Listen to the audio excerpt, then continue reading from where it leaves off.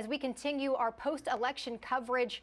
A huge night for the city of Memphis, as we now know who will be the next head of the city. Paul Young winning the mayoral election among a group of 17 candidates, all vying for that role. And so we've been talking with several people throughout the morning, getting their perspective, their takeaways, what they anticipate the next 4 years will look like. And joining us here now on the Action News 5 digital desk is former Shelby County Commissioner Tami Sawyer joining us. Good morning. Thank you for taking some time to hop on here with us. Absolutely. Thank you, Amanda. Good morning. So I want to go ahead and just dive in right out the gate. Last night, huge night. I mean, all of these council seats, you had 17 people vying for the mayor position. Let's get your just initial reaction of how things played out. Of those 17 people, at least 10 we knew weren't active candidates. And so of the remaining 7, I think that, the chips fell where the efforts were. Paul Young is the next mayor of Memphis, and he's one of the people that we saw work the hardest to reach voters, digital as well as in person, door knocking, campaigning, and, turnout wasn't the highest. So we know that it was active voters that got to the polls. And so, I think that the effort showed. And what are your thoughts on the turnout? We've been talking with several people throughout the morning. We talked to Dr. Earl Fisher. He was disappointed that such a small percentage of the city came out to vote. What are your thoughts on that? Historically, Memphis has low voter turnout, and I always relate that to the social issues that we're facing in the city. Apathy is high across the country. It's not just a Memphis issue. We're seeing low voter turnout right now in Louisiana, where they're about to elect a new governor. Orleans County, where, Orleans Parish, where New Orleans has 2% early voting turnout. So we're actually doing better than New Orleans right now. We are in a situation where people are facing, low income, high poverty, a lot of concerns and stress about their economic situations. And that leads to a lot of apathy, which can cause voter turnout to be low. We've talked a lot on here. I mean, crime has always been a big issue as far as, who would lead the city next. That was a huge topic during most of the debates, the forums, and things of that nature. Paul Young, this is his first ever election, 43. What do you expect? What kind of energy do you expect him to bring? What do you expect that first few months of him in office is going to look like?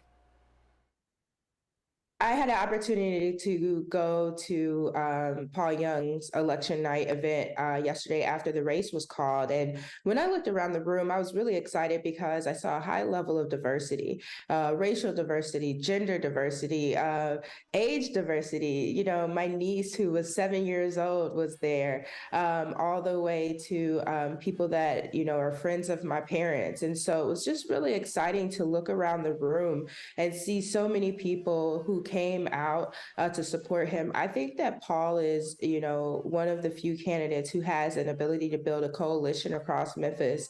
And I think that's what you're going to see his team do, if not today, Monday morning, reaching out across Memphis to bring people together to really answer these issues, such as crime, such as poverty, and lack of opportunity. And that's one thing that we've been playing back some of the interviews that we did with Paul Young leading up to the election. And that was one thing he was saying, especially with the crime, bringing those key players to the table and trying to figure out a solution, because it's going to take more than one person to really make a change. And I know you were mentioning that you were able to be there during that acceptance speech. I was talking with Sam Hardiman with the Daily Memphian a little bit earlier today, and he just said, it was so Memphis, and that there was just this different feeling. And so I'm guessing you felt that feeling. I definitely felt that feeling. I was on air doing live coverage for Tami Sawyer Talks, and then I was able to head over, and it just felt like a huge family reunion of Memphians. I mean, the music was Memphis. If people can't hear that video, he comes out to, 3-6 Mafia. It felt like a NBA playoff game, and there was just so much palpable excitement in the room. And like I said, it was Memphians of all stripes, and it's just going to be exciting to see how that plays out in his administration. I think it was disappointing that former Mayor Harrington said that he didn't feel that the gap could be bridged between him and the Young campaign. It's interesting because Harrington actually won election night, if you don't count the early voting totals. And so it would be very powerful for Dr. Harrington to work with Paul Young. We have seen a huge generational gap happening in our city. Dr. Harrington and his supporters, Sheriff Floyd Bonner and his supporters, there's a age gap between those supporters and people who were supporting former Commissioner Van Young and Paul Young. And so it would be incredible for Dr. Harrington to actually attempt to bridge that gap, which I know now Mayor Young is interested in bridging as well. One thing, and you touched on this, I think a little bit too. We had talked initially going in this that Van Turner and Paul Young really was pulling the same type of voter. I think to see that those two got such a high percentage of votes is really making a statement. Would you agree? Oh, I absolutely agree. And I just want to say that Commissioner Van Turner has a lot to be proud of, especially these last 3 weeks. His campaign was able to really rally and come out strong. And when you look at the voters, and the data is still coming out, Linda Phillips from the Election Commission has been sending unofficial data, and we'll get that official data by Monday. But when you look at the turnout precinct-wise, and where Commissioner Turner and where Paul Young were able to get most of where they were able to win certain areas, they were the areas with young families, with children. They were what you might consider the more progressive areas of Memphis. Paul, of course, wins all of downtown. You see Van Turner winning the East Memphis area and Hickory Hill. And so I think it's really, they kind of bump against each other in support. And so again, with the two of them, I'm hopeful as well that they'll be able to come together and build a coalition so that Memphis can move forward in a great way. We were talking with Linda Phillips a little bit before the election. She was talking about how in reality, she felt that this election is almost bigger than the presidential election because these are your key leaders that are running the city. We were, the mayor position was up for grabs, all of the city council seats.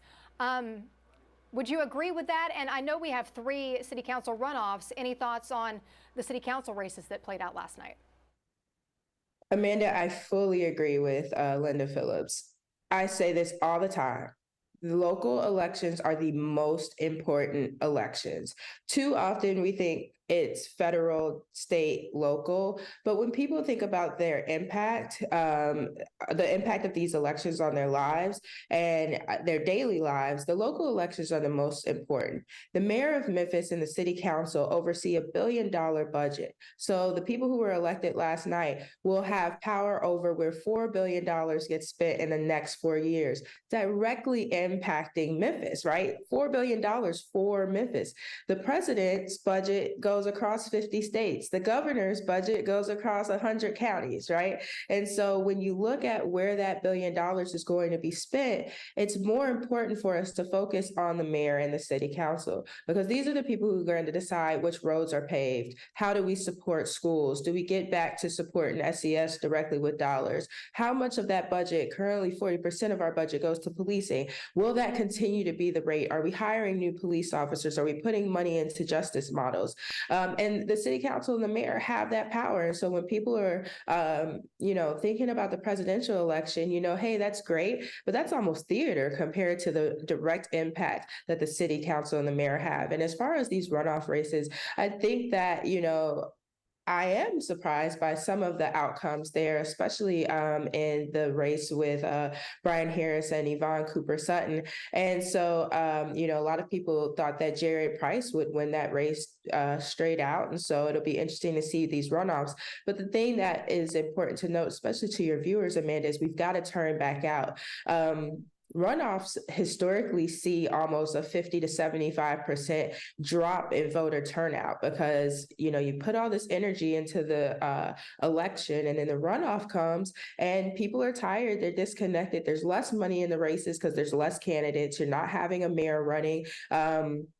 And so these are smaller races and they're only impacting just certain parts of the city, right? So there's not going to be as much attention paid to them. People are going to forget. So we're looking at 75% drop of what was turnout total? Less than 30% turnout. And so voter turnout will be low for these city council runoffs, but what the candidates are going to have to do and what people who work in voting turnout and, voting justice work are going to have to do is directly reach those districts and try to make sure that turnout stays as close to what it was last night. Definitely a good point as far as that goes, because I've seen the exact same thing as what you're saying when it does come to these runoff elections. Well, we're running a little short on time, but before we let you go, any last thoughts that you want to share from last night? Last night's turnout was, it was like watching a football game. And so I think there's a lot of excitement. We saw 4 strong candidates, 2 women candidates, were in the race as well. And so a lot of energy behind this election. And I think my challenge to all of the candidates, especially those in the top 10, is to come together and support this new administration. Whether it been Paul Young or Van Turner or any of the other candidates, I think the important thing for us to do right now is, if we truly believe that Memphis is poised to move forward in a great way, and that that's change that we want to happen, pick up the phone and call the Paul Young campaign today, and be a part of that change. It's going to be important for us to put this aside. We've got billions of dollars to spend to get this city on the right track for the people of Memphis, who a lot are hurting from crime and poverty, and so let's come together. Former County Commissioner Tami Sawyer, thank you so much for joining us. This has been a great conversation. I've enjoyed chatting with you, and you've brought up so many great points that I think the voters and people in this community really need to think about moving forward. So thank you so much. You have a great rest of your morning, all right? All right. Thank you, Amanda. Take care.